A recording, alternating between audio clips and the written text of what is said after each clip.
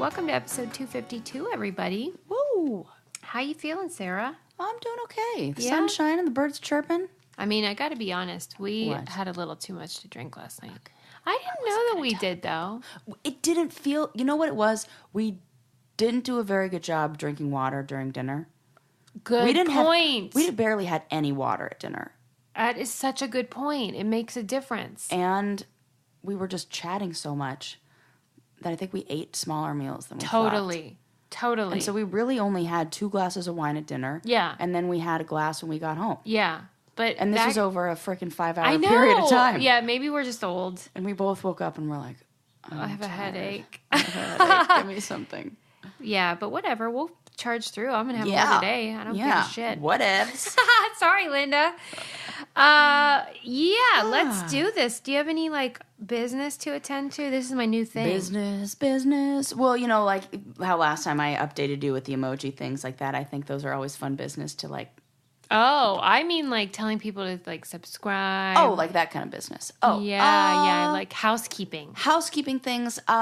I would love if you guys would subscribe to our newsletter. Yeah. Some people have been asking hey, where do I find out all this great information you talk about? Do you have this article? Yeah, it only goes out once a week. We used to just send the articles out, but then we're like, wait a sec. Yeah. Wouldn't it be easier if we just sent one thing that stuff, had everything, has links to our merch? Yeah. I'm hearing that people are putting their babies in some cute onesies that we sell. So cute. I love that. We have some kids' clothes. I love our Sorry Linda shirt the most. So good. And I tried to find her, and I tried to find the gal from our episode 5. Oh my gosh, Debate. MIA. And I don't have anything. Wow. But the thing was, she followed you on Twitter, so I thought it would be easy to find her because if I just search her name and whatever, but no luck. So if you're out there, if your name's Cassie and you were on our Great Debate episode, please, I'm trying to find you. Yes. I guarantee you she doesn't listen anymore, but... Yeah. Oh my God. I'm dying to know what she's up to. People to this day are still cannot believe that episode. Right. And it was only our 5th episode, and she was a woman who didn't believe in feminism. Yeah. And it was sad, man, because she was holding her baby during the interview and still... What did you say about because you're doing all the work, probably won't get any help the from your baby husband. cried, and we were like, you go ahead and deal with it because we know your husband won't. That's what you said. But she was very sweet, and it wasn't a mean-spirited situation. It was just this person, probably has religious and philosophical values that are very different from ours, and we wanted to hear about them. Yeah. When you grow up believing something, Yeah.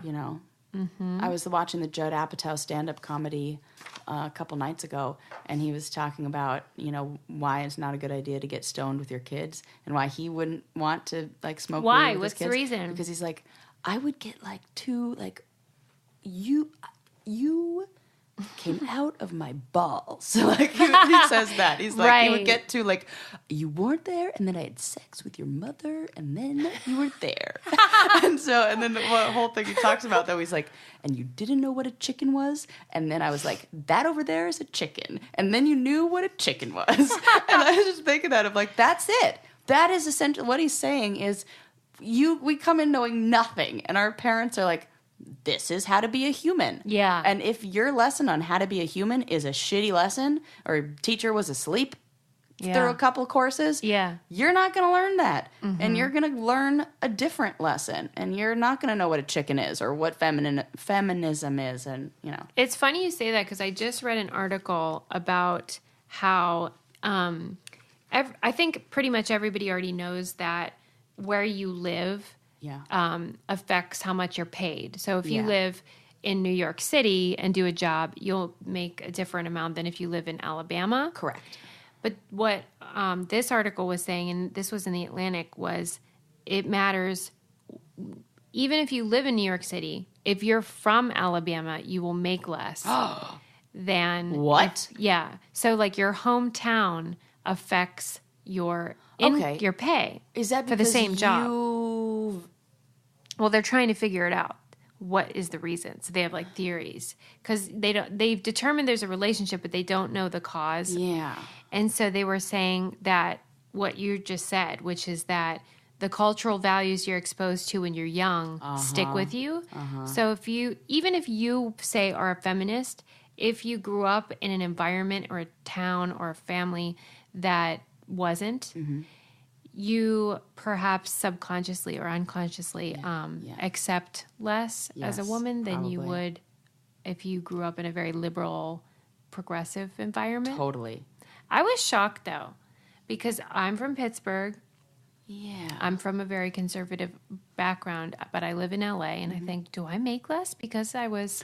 I don't think, maybe it's not that you make less, but there isn't the drive to, like, what the baseline that you need for comfort, or what you've decided is, like, this is what I need. Really? You think that Maybe might have something to do with that it? it goes, like, way deep, you know? Because I was reading some other article that says, like, how by state, which state, or what people in each state think is the amount of money you need to retire that will last you however long. Yeah.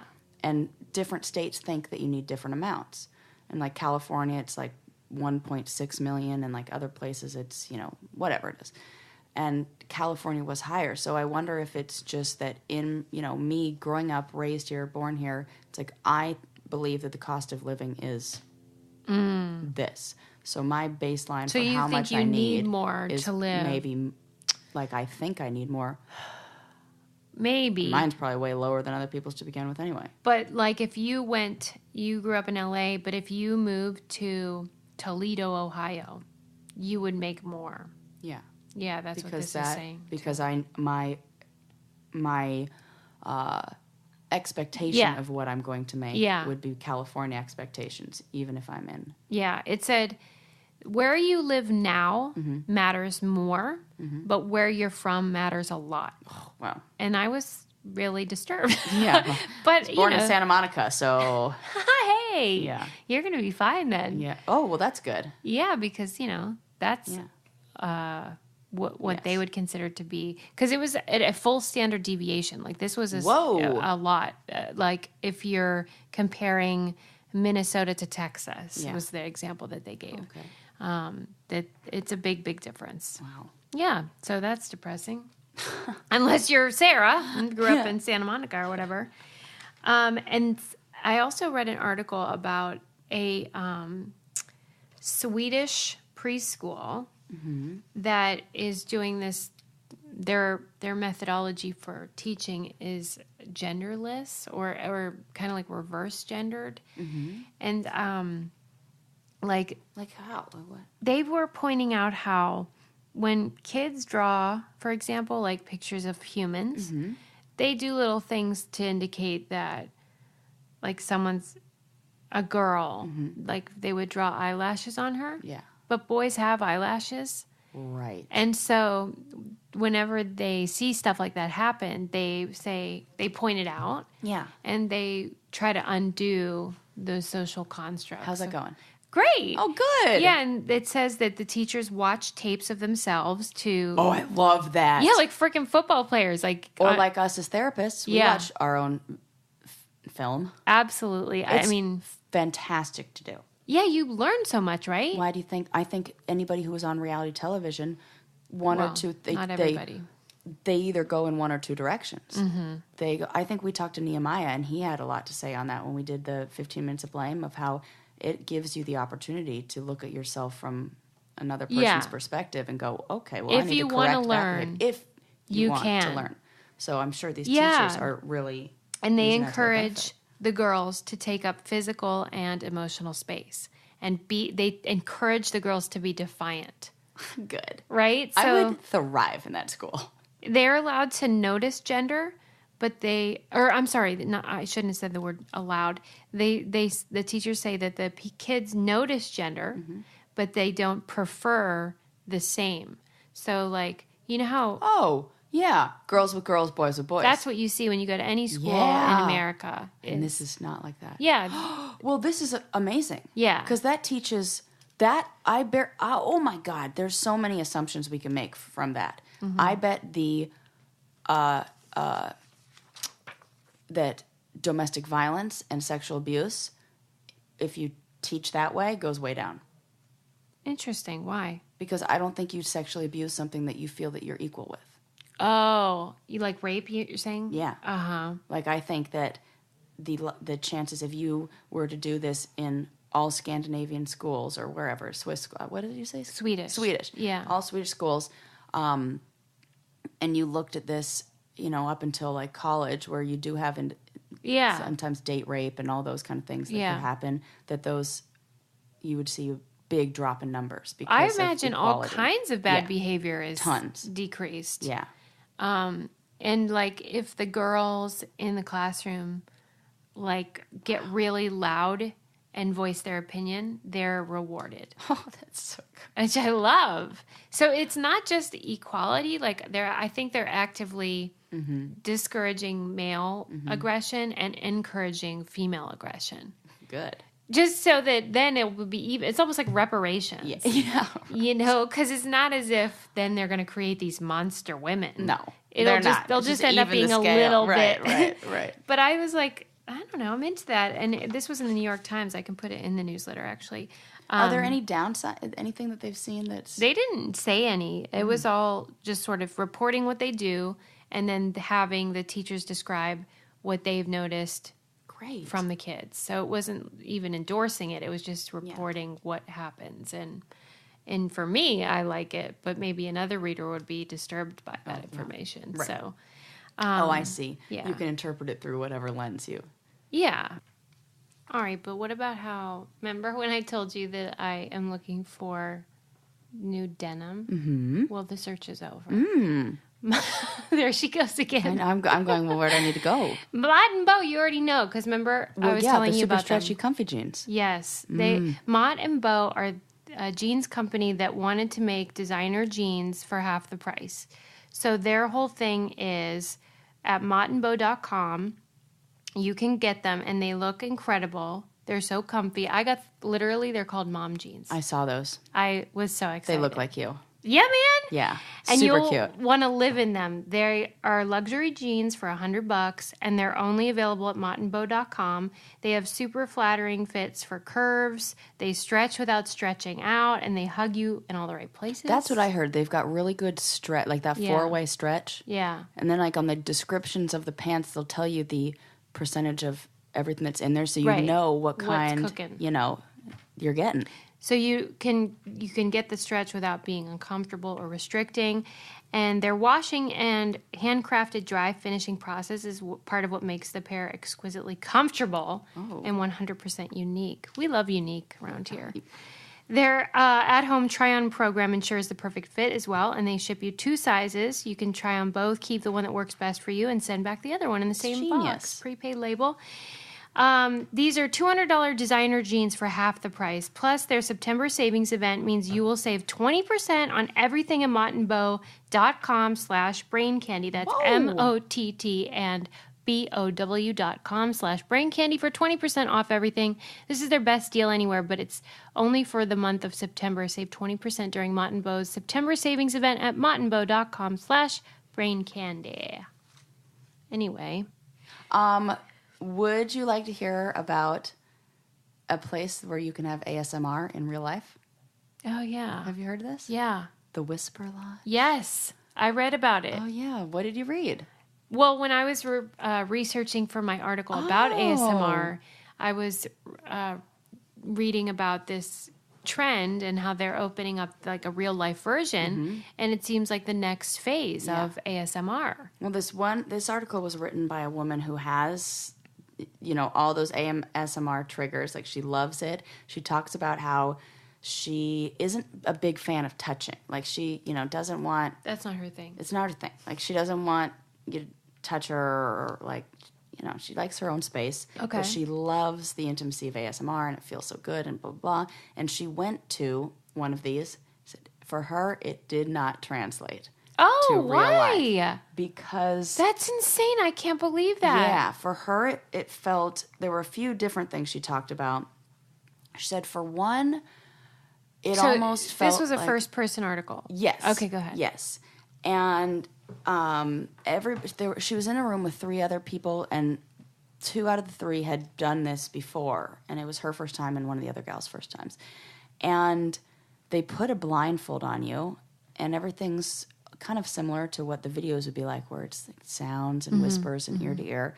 But she said you can be anonymous when you're just watching it, and it's intimacy that doesn't require anything from you when you watch it on the screen on on your computer or whatever. But when you do it in real life, there's this anxiety that comes up of how am I supposed to be? What am I supposed to respond? What if you almost watch it and like zone out. It would be like watching porn in real life. And I mean, you're not getting off. You're not like, it's not like a sexual thing. Yeah, would be like a live sex show. Yeah. It'd be a totally different experience. Totally different, right? And then all of a sudden you're aware that somebody's watching how you're reacting to whatever they're doing, you know. Interesting. Because when I heard about the lodge, I thought this could be like a huge moneymaker. Yeah. But maybe not. I mean, part of me, it's like, oh, that sounds really nice. They call it a spa experience. Yeah. So you can go in there, and then you do have a one-on-one session. Consultation. Yeah, a session. Like it's there is a one-on-one portion of it where they like take you into a room and they're like, rub makeup brushes on your face. Or it just reminded me of the stuff that I would do with the like little girls in second grade when we were in like little kids. We would do that like crack an egg on your head, let the yolk run down. And I love that. Or like spiders on your shoulder. Right. And we would have like a whole thing that we would do like on buses and stuff. Yeah. It's like we were doing it already. And I don't know, there's something they were saying. So like that portion of it sounds nice to me and lovely. Yeah. But she said there is this anxiety of feeling like you have to do something or like the purpose. Totally. And she said the one that was really difficult for her was then when there was a male ASMR artist where she felt like he was mansplaining how to have ASMR, like the experience, even though he was like, and now you'll feel this and whatever. And she was like, I hated it. It was like he was mansplaining ASMR to me. Yeah. Even though he was doing it, you know, right. To me, now that you're describing it, it sounds like something you would probably want to do once just to see. Either that or you just become addicted to that because that's your intimacy. Okay. That's how you get that fix. And it kind of like gives you all, it can give you all those feelings of intimacy without any of the feelings of, like, I can imagine if somebody is, say that they're a survivor of sexual abuse and the idea of sex is like real. Yeah. It's traumatizing still. Yeah. But you still crave intimacy. Yeah. And you still crave that feeling of having somebody like take care of you. Yeah. This is like all those nice feelings with the sex removed from it. Right. So like maybe it would be helpful for that. I didn't see any men who were in this article or in attendance. Or she talked about everybody being women. Oh. Except one guy who worked there. I don't recall if we have numbers on how ASMR, like if there's more women that have it than men. Yeah. Okay, that's interesting. It would be interesting to know, and I would bet that more women did have it. Yeah. Yeah, me too. Yeah, because I think it's that vagus nerve connection, and I think it's the same as I think it's tuned up more on women because of the need to protect children. Mm-hmm. Like when we see. Do you get a physical reaction when you see Lincoln like trip or do something that could hurt him? Yeah. And it like physically hurts in your body? Yeah. That's the vagus nerve. Yeah. That is that nerve. And if it fires, like I can't even watch America's Funniest Home Videos or skateboarding videos because watching somebody fall hurts so bad. Even a stranger, you're saying? Oh, it's insane how bad it hurts. Oh my God. I can't. It physically hurts my body. Wow. So interesting. And I think that's just higher on women than men. Yeah, I would imagine. Let me watch that video. Speaking of women and men, this was a couple weeks ago, but were you privy to the Scarlett Johansson trans controversy? Yeah. With the same people who did the movie, she was in another movie that was based on a book. The AI thing? Yeah. Girl? No. It was not Lucy. Oh, it was when she was cast as like an Asian person. Yeah. Yes. Yes. And they were like, why couldn't you just put an Asian actress in that to play that? Absolutely. And it's the same thing. Absolutely. Like, why are we using a white person to play a role of somebody who's not that? Yeah. You know? Well, some people... There are a lot of trans actors out there. Yeah. Well, some people were arguing, that's what acting is, though, is that, that's true. That's their job, is to pretend. But the trans community spoke out and said, well, then why aren't we getting jobs to play cis correct actor? And also, characters. An argument for that is back in the day when women were not allowed to be in Shakespeare plays and men were playing all the female characters. We weren't. That's technically just pretending and saying, no, you don't get to be part of this. It's just for us to pretend about. Well, right. No, I'm gross about that. And, like, I appreciate the ways that it's come a long way so far. Like, I'm glad that there was that movie, I think it was called there's the show called Transparent, right? Yeah. And then there was one with the woman from Desperate Housewives. I can't recall her name, but she played a trans woman. Yeah. I remember. Felicity Huffman. Yeah. And that's good. I'm glad those things were produced. Yeah. Because that's the first step, is just like showing them in the first place as a character in a movie. Mm-hmm. But those people playing them are not trans. Right.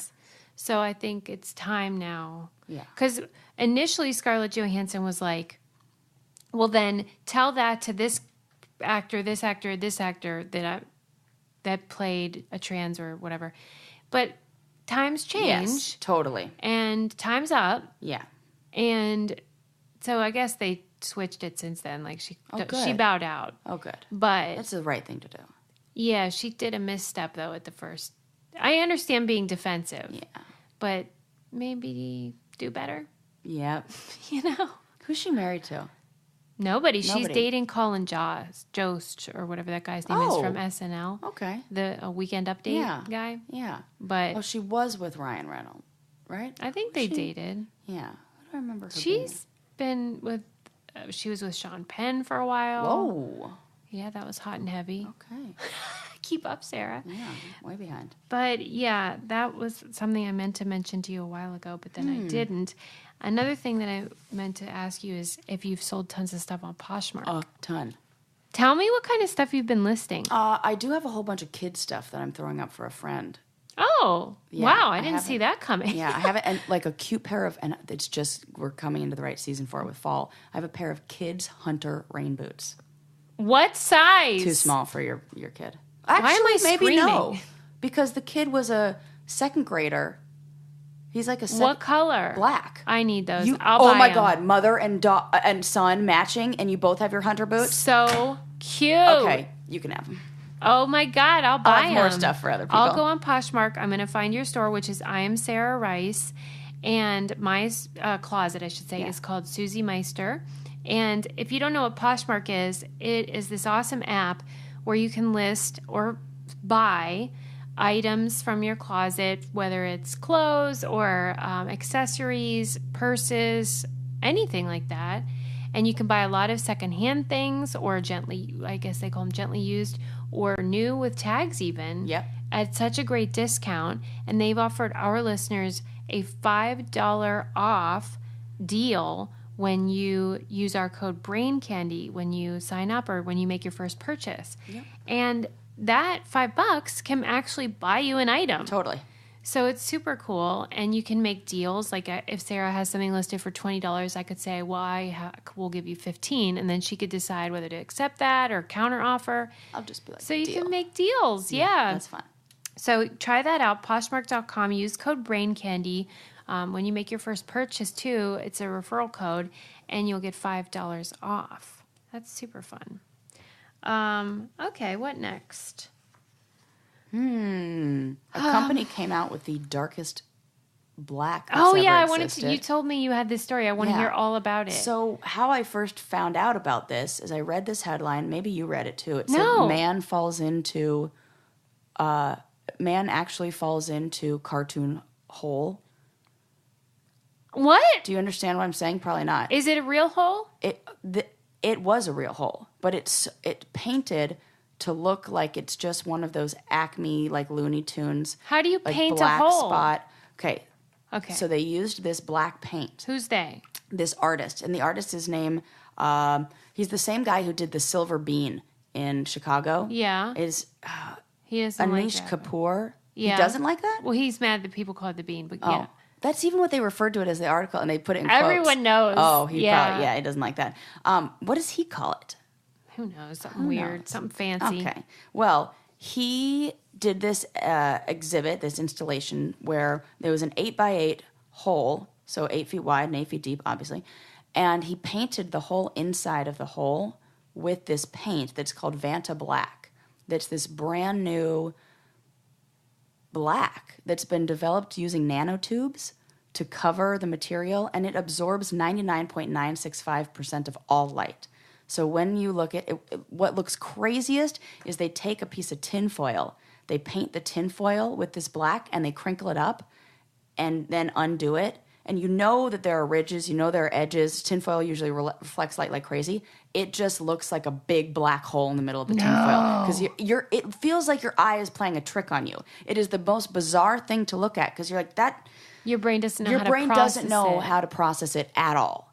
Okay. And so he painted the inside of this hole with this paint that made it look like it just looks like a flat black piece, like somebody painted a circle black and slapped it on the floor, and a man fell into it and he put him in the hospital. I shouldn't laugh at that. He's fine. And it was at a museum. Like they've sent, what? Yeah, apparently there were signs up saying like, careful, caution, whatever. Sarah! He was an 80-year-old Italian man, fell right into the hole. This is stupid on so many levels. Like that the artist would create that without safety precautions. It is something. How deep was this hole? 8 feet. 8 feet. Yeah. By 8 feet. That guy could have died. No, for real, he could have. And they've since put up a fencing or like a rope around it so that it's roped off. But it wasn't roped off before. That didn't occur to them before. Right. Let's make a hole that doesn't look like a hole. Right. And then see, it and almost just seems see like what a trick. But that led me down this whole rabbit hole. Get it? Oh my God, that's probably why I said that. Totally. This led me down. I'm going to show you the picture of the hole. It just looks like that. Okay. It's just a black hole. That's insane. And that is an actual hole. I am not happy. Right. It's so bizarre. And so it got me interested in looking at what the heck is this paint. Yeah. Yeah. So this Vanta Black paint, because it's like they call it a performance material because it can do multiple things. It's not just a color. So there are rules about who has access to this. So this artist bought the rights to that color. Yeah. So now he's like, everybody's mad at him because like he owns the darkest black for use of, like, you can use it in artistic. He's like the only one who could use it artistically. What? But then other, like, it's being developed in military and like space, I don't know. Whatever. They're allowed to use it? They're using it for different developments, but they've like licensed it to him. So he's the only artist that can use it. Yes, and like other artists are upset. He sounds like a real dick. Kinda, right? Yeah. Yeah. Wow. That's a good point. Sorry, Linda. Yeah. I mean, come on. Artists, I really think that usually artists, their highest value and virtue is the belief that art is meant to be communal and for everyone, or at least they should believe that. Yeah. And this guy is just being a selfish artist. Yeah, he really is. I mean, it's a real something that I don't think needs to be an issue. And he's turned it into one. Yeah. And all he's using it for is painting holes that people are falling into. Right.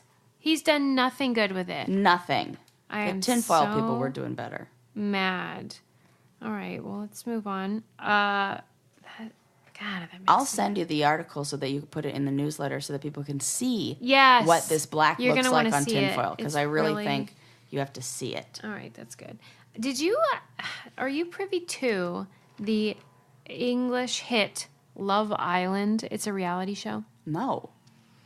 It is, this summer was just like gangbusters, crazy. English? Wait, what did you call it? Love Island? Yeah, it's a reality TV show that is on this like in England. the English version of Bachelor in Paradise? Kind of, but I think it's like happening while it's kind of like Big Brother in the sense that it's happening while it airs. So, you know, they're kind of doing it at that moment. Man, Britain is taking the reality shows, like, did they just take it up a notch? I think so. I think so too. They're going to make one in the U.S. because it's been so popular in England. But I can't. That's why I asked you if you knew about it, because even after reading about it, I can't get a handle on what it is about it that's so different from other dating. What is it? Well, it's just sort of like people on an island that are super hot, and they're supposed to pair off. It was talking about how you're supposed to pair off, and if you don't find a partner, then you have to go. Yeah, that's like Temptation Island. Yeah, but then the reason why in England it went crazy is because there was a guy, he's a doctor, and he was, I think, the last person to find a partner, and he became the underdog. And I think that English people get to vote and stuff. It's more interactive. But then it turned out that he was like misogynistic or something. After a few episodes, like then he wasn't the underdog anymore. He was like the villain. Yeah. And I guess it would probably, the success of that show must be just about casting. Yeah. Like, who do you got? And also, I think a little bit, you know, in hearing you say that he was the underdog and then he was the villain, kind of makes me think that when we go to a challenge, they know everything that's going to happen. And so they can almost edit your character to be consistent throughout the whole show. Or there are moments of whatever it is. They get to control that. But if it's all live, and the audience is really doing the, you know, and it would just change the editing process, you know? So there would be these moments where like, oh, you think this person's one way, but then he's totally different. And that rolls out naturally. Like, well, we talked about with our friend Justin, who is a producer on Big Brother. He talks about how he grew up watching reality TV and was really into like the storytelling that you saw on the early days of the Real World and stuff. And that's why he really likes Big Brother still, because they have the 24-hour cameras. So it's no matter what, someone is watching all the time, so that it leaves very little wiggle room for the producers. Right. Because they can't pretend. That didn't happen like that. And so it just shows what really happens. Yeah.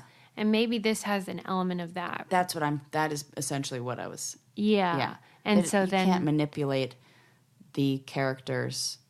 I feel like producers, though, should take note of that and see that the audience likes the true story, like the actual how it happened, instead of just making the craziest possible plot, even at the expense of truth. Yeah. It's so weird because on one hand you see this rise in like the YouTube community of these videos of nothing, of just a day. You know, we talked about the girl just studying, or, you know, your kid used to love those videos of just watching people play with Legos and toys. And it's of the most boring stuff. And they're getting millions and millions of hits. Yeah. But then on TV, we're seeing the exact opposite. Yeah, and even like sensationalized. Exactly. And even with this show, they're all super hot in bikinis. I mean, that's pretty basic human urge to watch that. I mean, it's like we were talking about yesterday with Baywatch. Yeah. And now it wasn't because of David Hasselhoff. Right. We weren't tuning in for David Hasselhoff. And nobody's denying that. Right. But it is weird how, as you're saying, on YouTube, people will watch nothing. Wonder why our desire and of what our tastes are changed based on the medium. It's, you know. Or do they? I don't know. I don't even know if they do. Maybe we've just gotten so used to, like, I always think about advertisers too, and how it keeps everything going, and how the reason why, like, Carl's Jr. puts a girl in a bikini, on the car there, because that stuff sells. You know, it puts your brain in a place that, like, when you see a bunch of women in a bathing suit on TV, there's a social comparison that's done where all of a sudden you go, oh, I'm not as good as those women who are in bikinis and get to pick their. Then they throw on a commercial for lengthening mascara, and you're like, I know, I'll buy that because there's this. You don't even know. You're not consciously doing this. This is all happening. Yes, it's how advertising works. In your like lizard brain or whatever. Yes, and all of a sudden you're like, your brain is saying, I need to do something right now to improve my place in the social hierarchy. Yeah. And then all of a sudden an advertiser gives you a hint of, hey, here's how you can do it, and you get it stuck in your head. Well, I gotta get that mascara. Even if you don't realize it. Even if you don't know, you will think about that. You will think about your mascara differently in a way that you don't even know you're doing. Yeah. This is the art of advertising. Right. I mean, this is fundamental stuff here. And I think you can't do that with mundane shit. Like, you can't do that with a boring video. So they can't. How can you throw on advertising when people are calm, relaxed, anxiety is reduced? Yeah. It's almost then you should advertise for banking. Well, yeah, right. There's probably certain products that would work. Yeah. But I think to answer my own question about like why would our preferences be different depending on the medium, perhaps it's that when we're watching TV, our needs are different than when we're on YouTube. Oh, like when we choose to watch. Yeah, that's actually a good point. And so when you're online, you might be more inclined to want to be pacified or whatever. And when you're watching a different medium, you might want to be excited. That's true. Or something. Yeah.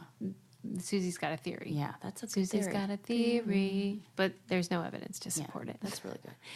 Let's take a break and talk about how we're getting outside. We're getting active. Yeah. And we're wearing Outdoor Voices. Which, can we just talk about how cute that name is? Yes, I know. Don't you remember when you were little and people say, use your inside voice? These guys are like, F that. We're Outdoor Voices. Well, I heard about how their philosophy is just about doing things. It's not like harder, stronger, faster. Right. It's just like, just go out and enjoy the life that you have. Take a walk. That. I love it too. I think it's such a good reminder that it doesn't always have to be a freaking triathlon. But you know what? It does have to be. What? Super cute and looking good and fabulous. Super cute. Yeah. Outdoor Voices is a clothing company that is made to sweat in. And whether you're hoping to add versatile pieces to your wardrobe or looking for an activity-specific collection like running shorts, they have everything you need. And if you go to outdoorvoices.com, you can shop their clothes or you can find locations across the country. And they offer free shipping and free returns. They have clothing that's engineered for performance and designed for having fun. I love something that's designed for me to have fun. Yeah. That's what I want out of life. And they are, great for if you do want to go harder, stronger, faster, whatever, but I'm going to take it each. For 20% off your first order of $100 or more, visit outdoorvoices.com/braincandy and enter promo code braincandy. That's 20% off your first order of $100 or more. Visit outdoorvoices.com/braincandy and enter braincandy. What did you get? You know what I'm really into right now? Matching sets of like a crop top and leggings. That's right, yeah. So I got, and I bought these new shoes that are like white. So I wanted to go with almost like an all like white or off-white combo. Which that's really cute. So I bought this really cute crop top. I want to say it's called like the Athena crop top. Yeah. In dove gray. And then the pants that are designed like moisture wick and they're super awesome. And they're I'm really excited. So get ready to see a picture of that. Didn't happen. Picture didn't happen. Okay, what's next? I was thinking about how, because I get emails all the time about like someone that read the same article as me and they're like, you got it wrong. I want to have like a spin-off to the Brain Candy called We Got It Wrong. Yeah. And we just like fact check. Yeah. There was an episode I was listening to the other week and I was like, oh, I said that show, but it wasn't that. It was, I was like, oh, close like enough. Gretchen and I talked about that guy that shot himself with the gun and then had a weather balloon attached and whatever. And I got the part wrong where I said that they had eventually found the weapon. Yeah. They didn't. Oh. They found like whatever it was, his searches that they realized what happened. God. But the weapon, they say, probably fell into the Atlantic Ocean. Yeah. So it actually is an effective means for getting rid of evidence. Yeah. But somebody wrote to me and was like, yeah, my friend was the one whose dad. No. Yeah. No. Yes. And I felt so bad. I didn't even write back. My friend was the one whose dad. She wrote the article. This woman, the friend whose dad committed suicide was the author of the New York Times article, and this was her friend who listened to our show. Oh. I felt like such an idiot. Or I feel like, wow, everybody listens to the Brain Candy podcast. We are really popular. We have totally opposite I'm reactions. like, yes. Even the balloon journal. The thing is, I do make an effort to get everything right and like to be as specific and whatever as possible. But I read a lot of stuff. Yeah. And sometimes I conflate articles or I like, what's that word? Transpose information, and someone else will be like, yeah, I read that article and you're stupid. I'm so sorry when that happens. Listen, 252 episodes are bound to screw up something here. What else did I get wrong? Lots of stuff. But for all of it, the worst one. What? It's always going to be worse when it's about my field of study. Oh. Was when I misspoke and said the rabbi when I meant the moil about the circumcision. Oh, my God. You're the only one who's worried about that. No, every Jew would be like, what is she saying? Well, okay, I understand that. Especially when she's a doctor of religion. Yeah. But this setting is so different from a true professional setting. Yeah. So it's just like we're sitting here as friends. Yeah. Well, that's a problem. Yeah. Because then you fuck up. Right. Linda would tell you the same. And so anyway, sorry about that. Yeah. Well, it's okay. I forgive you. I do it all the time too, probably. I wanted to talk about how I read this article on Instagram. Okay. And I love Instagram, and so I like to read about it. And there's this... Oh, it was an article about Instagram, not an article that you saw on Instagram. Correct. Okay, got it. And it was talking about how we all think we're being so like artsy and creative with our pictures, but like everyone's doing the same stuff. Yeah. And then there's this account evidently that I forget the name of it, but it's something like Instagram repeats or something. And they'll show a picture of a woman in like kind of like the one you did where the hat. Why do you think I did that? Right. Okay. Well, so you wear a big hat and then you don't face the camera and you look at something really beautiful. Yeah. And that is totally something that's cool. And I love to see pictures like that. But evidently, a lot of people think that's cool. Yeah. And so then this account puts like a collage of them. I love that. And I realized like how we're all so basic. Right. Or like the one in the camper van and you see their feet and then you see this beautiful background of whatever, the sunset or something. And everybody posts the same picture. Yeah. It's just like the knees or feet at the beach. Yeah. Or these legs or hot dogs or whatever. Yeah. Hot dog knees. Hot dog knees. Yeah. It's totally true. But like, okay. So whenever you make get an idea for a picture, do you think it's original? No. Yeah, I mean, I never think I'm like reinventing the wheel. The first pictures that my husband took when I was posing for that, he was like, "Oh, stand over here," and I looked at the camera and I was like, "Oh, these sunglasses and this hat don't go together." So I'll turn around, and I turned around. Oh, it was like a workaround. Yeah. Okay. And I was like, "Oh, okay, just take a picture of the back of my head."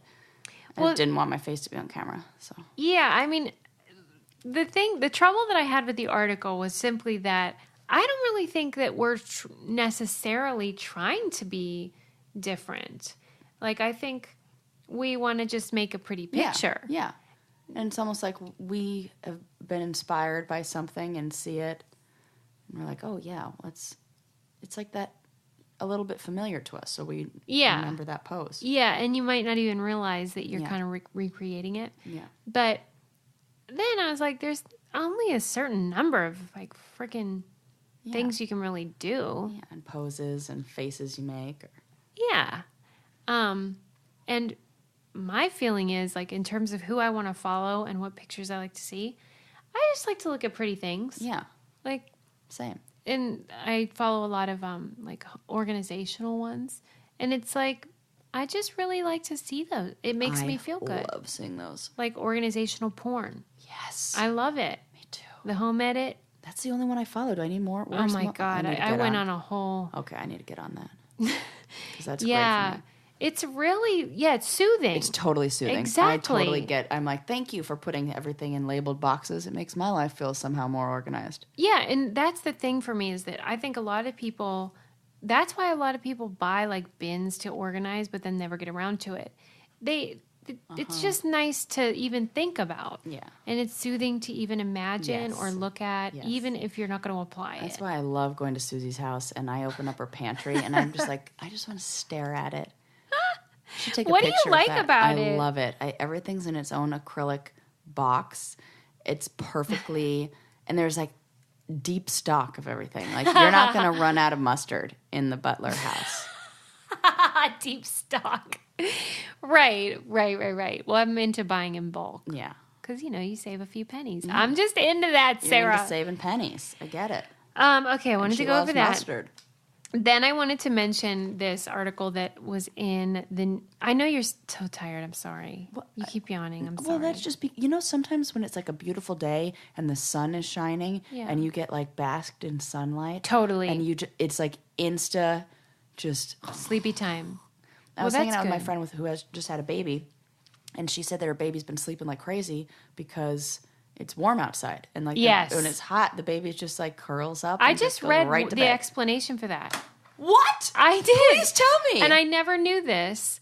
That what is that? When you're hot, yeah, your body tries to go to sleep because when you go to sleep, your temperature lowers. Yeah. So you get cooled off. Oh. And so that is why babies fall asleep when they're hot. I am the same. And adults. I remember I used to have a science tutor who came over in junior high, and I didn't get 5 minutes into any of those lessons because we would sit in the bedroom and the sun would be shining. The perfect time of day.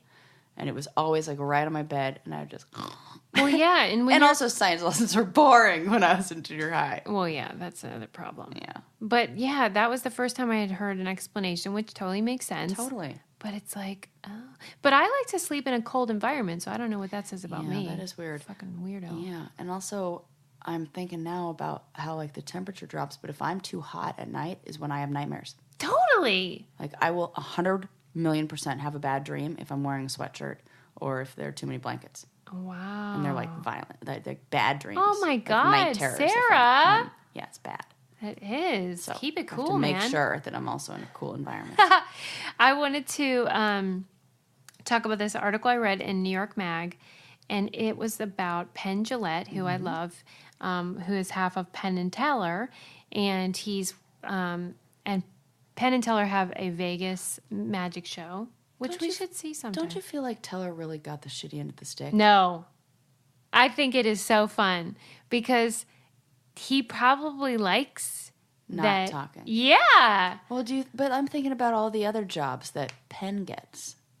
Yeah, but maybe that's Teller the whole does not. point, that he didn't want that. Okay. That's great then. It's such a great gimmick, I think. Okay, then and that his name is Teller. Oh my God. I just realized that. Well, you know how I am about last names. Is that his real last name? Yeah. I think so. I think it is too. Of course it is. Of course it is. Well, or if it's not, it's still funny. Or it's his first name, because Penn Jillette, that's his first name. Penn and Teller. Oh my God. Now I have to know. Okay. What? We got to crack Yeah, the what case. if his first name is Steve? Lou. Yeah, you're right. It must be his first name. Unless they just... Well, I gotta look it up. Yeah, look it up. Okay, but tell me what you're saying. Yeah, in the meantime, the article was great because Penn, first of all, is always entertaining, and he's very smart.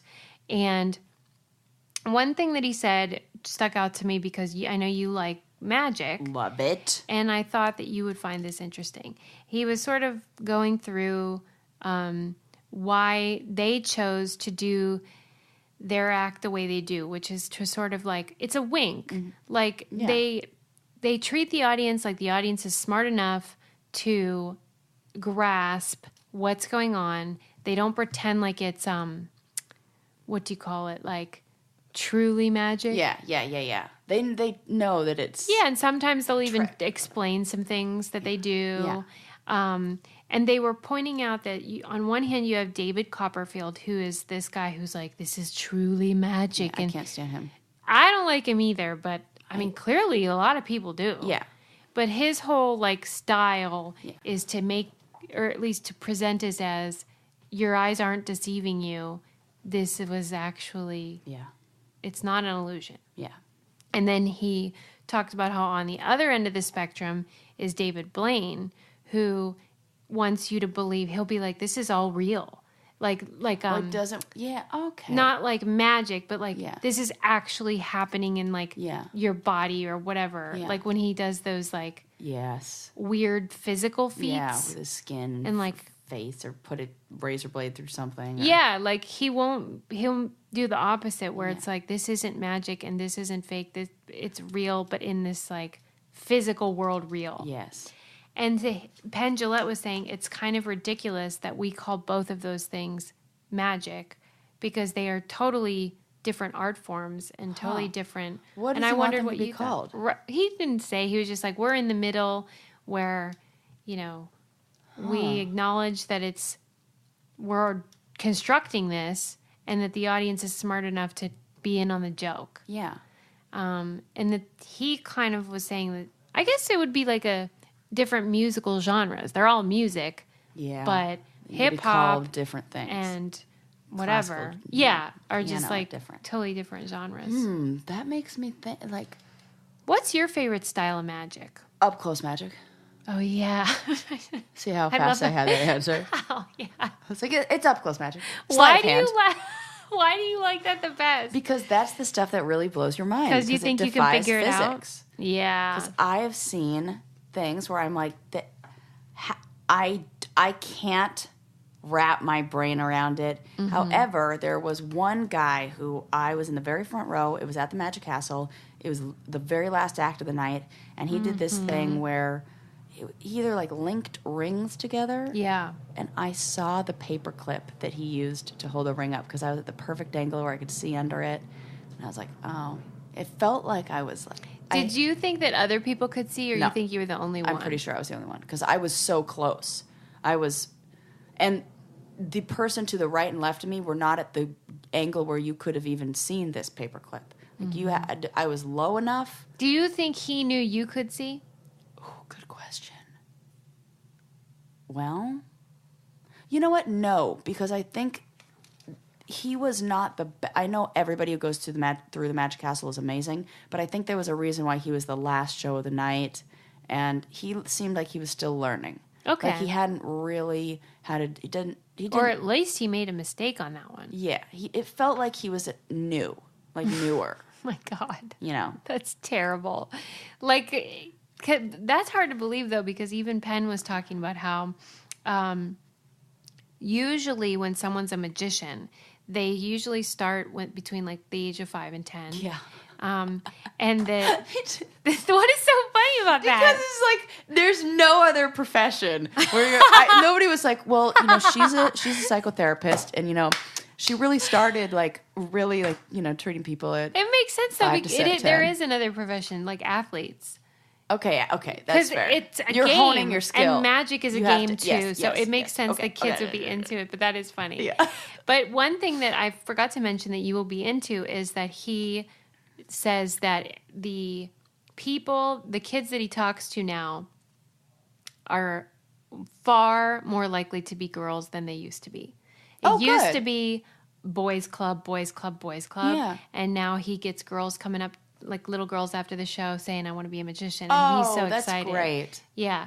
Because it is stupid how it was mostly boys. You know what it is? And I'm trying to I can't even think of a single female. You know why? Because he named one, but I didn't know why do you it. use magic? Is like to get chicks. Like rock stars, kind of. Totally. But then he talked about how the early days of magic also, you know, were about mutilating women. You know, right, saw the woman. Half. I was like, wait, what? Oh, that's absolutely accurate. You know, and things like that where. Oh, God. Yeah, and so it's changing, and I thought, I like that We're like an accessory. Yes, and so it's shifting. It took a while for that to shift. Yeah. But any hoodles. Is the assistant still alive and well in magic? Like the magician and the magician's assistant, that whole thing? I think that's antiquated. You think it is? I haven't seen one in ages. Same here. That's maybe David Copperfield. Yeah, he's the one I'm thinking of, which is why I can't stand it. For like a million, I don't know why. I just think it's cheap magic. Like, really, it's because it's like, oh, you think you can just win? It feels like a lot of bells and whistles, you know, like almost like this real world set where it like looks great from far away, but then you get close up and you're like, this is because he's the opposite of up close. He's magic. the opposite. You're right, and I don't like that bullshit. And like how he would like make the Statue of Liberty disappear. He's done that. He made the Eiffel Tower, I think, disappear. And that's the opposite of up close magic. Yeah, it only works from far away, and I don't like any of that bullshit. Wow. I'm very picky about my magic You're like, styles. you're like an elitist. Magic elitist. I am. All right, well, we're wrapping things up here. Whoa! Do you have anything you want to add? That like flew by. It really did. Oh, man. No. What did I want to say? Man, nothing. Tell me right now. I don't have anything. Okay. I checked literally every single thing off my list.